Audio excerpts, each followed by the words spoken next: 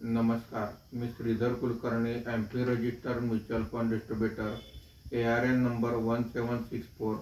आज भारतीय शेअर बाजारात काय घडामोडी घडल्या या संदर्भात थोडक्यात माहिती सांगणार आहे। आज सकाळी शेअर मार्केट सुरू झाल्यापासून तेजी होती आणि दिवसभर तेजी टिकून होती। कालच्या घसरणीनंतर आज सेन्सेक्समध्ये सुधारणा दिसून आलेली आहे। आज मार्केट बंद होताना सेन्सेक्स हा 791 पॉईंटनी वाढून 76,992 वर बंद झालेला आहे। निफ्टी हा 198 पॉईंटनी वाढून 24,021 वर बंद झालेला आहे। आजच्या कामकाजामध्ये BSE reality index 2.17%, BSE IT index 1.81%, BSE बँकेक 1.78% वर आहे।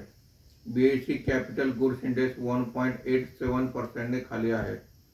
NSE mid cap index 0.10%, NSE small cap index 0.39% वर आहेत। आजच्या कामकाजामध्ये निफ्टीमध्ये वाढलेले मुख्य शेअर्स पुढील प्रमाणे: इंटरग्लोब एव्हिएशन 4.95%, अडानी एंटरप्राइजेस 3.60%, ट्रेंड 3.31% अशी वाढ आहे।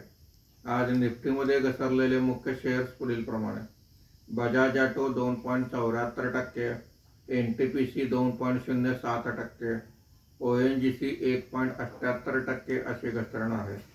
आज FIIने 1844 कोटी रुपयांची विक्री केलेली आहे। देशीय वित्तीय संस्थांनी 3,637 कोटी रुपयांची खरेदी केलेली आहे। रुपयाच्या दरात 7 पैशाची मजबूती झालेली आहे। मार्केट बंद होताना रुपयाचा दर हा 94 रुपये 67 पैसे प्रति डॉलर असा होता। धन्यवाद।